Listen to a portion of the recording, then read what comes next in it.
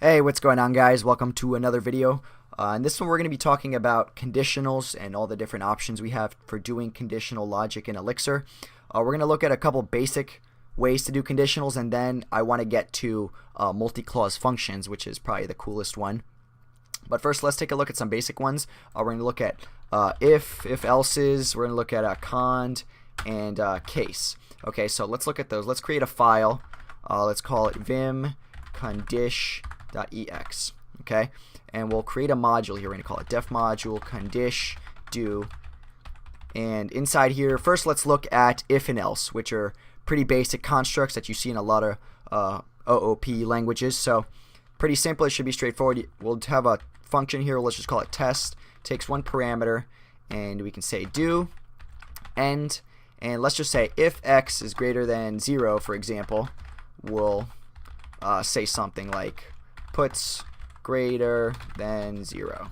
Okay, and we'll have an else where we'll say puts less than 0. Okay, so if else is pretty straightforward, right? A lot like most other languages.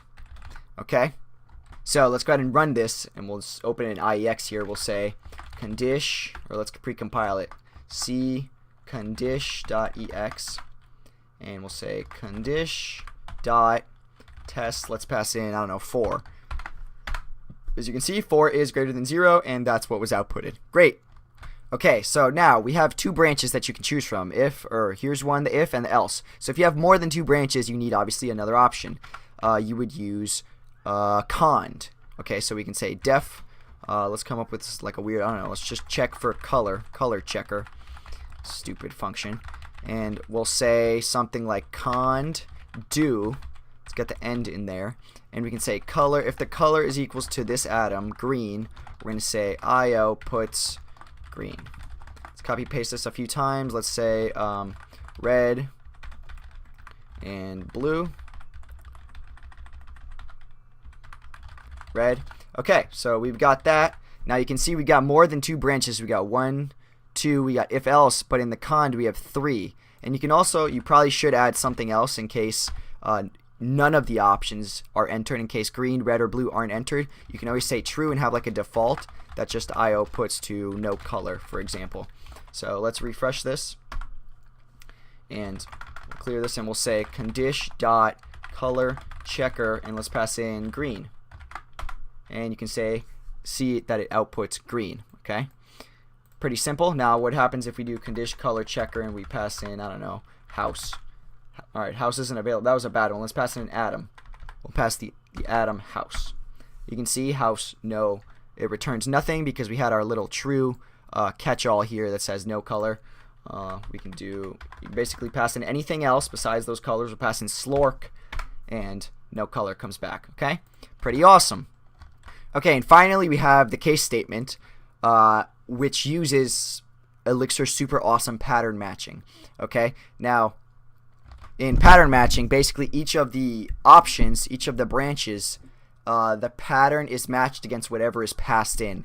Okay, so whatever is passed in will correspond to one of the branches in the structure. So let's just write it, and it'll make a lot more sense.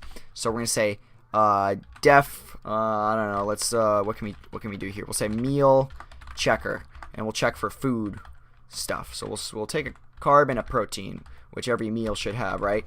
Say do, whoops, and let's just say that our arguments are going to be used in a tuple that each branch is going to match against. Okay, so let's say case, and our tuple is going to have the carb and the protein. Okay, so let's go ahead and create our branches. So we'll say, for example, we have rice, and what can be our protein? Beans. And if that's the case, we'll say IO puts rice and beans. If it's something else, let's just say like rice and, I don't know, whatever, we'll just put in a blank operator there. IO puts rice with something, anything, right? Rice with anything, let's just say that. And let's just add like a blank operator just for any other option. So we'll just say blank IO puts and starving tonight. okay, for people on a diet. So let's go ahead and check this out. Let's clear this, and we'll say, let's recompile. There we go. Condish.meal checker, and let's pass in rice and beans. And there you go. We get, you can see that the branch was pattern matched against the value that was passed in. This branch was matched against rice and beans, and we got rice and beans. What if we do, instead of rice and beans, we just do rice and, I don't know, cats. I don't know why you would be eating rice and cats, but you know, whatever. Rice with anything. So rice and cats. I don't know, maybe you're in China or whatever.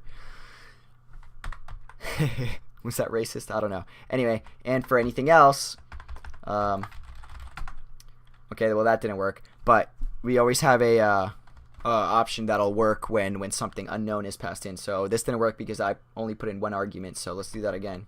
We'll pass in, I don't know, say you're eating cats and dogs, and well, it doesn't want you to eat cats and dogs, so you're starving tonight. Okay, so that's basically conditionals. Now we can make this case construct work in a more declarative way by turning it into multi-clause functions. So let's go ahead and do that in the next video. For simple stuff, you know, these three constructs work. If you want to get a little more a little more advanced, we'll look at multi-clause functions. So I'll see you guys in the next video. Take care.